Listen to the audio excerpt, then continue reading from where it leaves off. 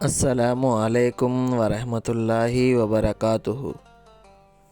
آج کا ہمارا سبق مسافر کے لیے نماز میں قصر کا حکم مردانہ۔ سب سے پہلے ویڈیو کو آخر تک ضرور دیکھیں، ویڈیو انفارمیٹیو ہے۔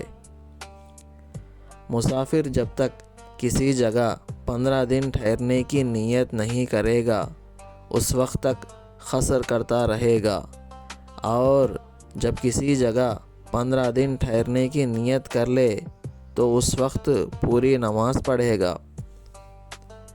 جب مسافر اپنی بستی کی حد سے باہر نکل جائے تو وہاں سے قصر شروع کرے گا۔ اگر سفر میں کسی کی نماز قضا ہو جائے تو گھر پہنچ کر ظہر، عصر اور عشاء کی 2 ہی رکعتیں قضا پڑھے گا۔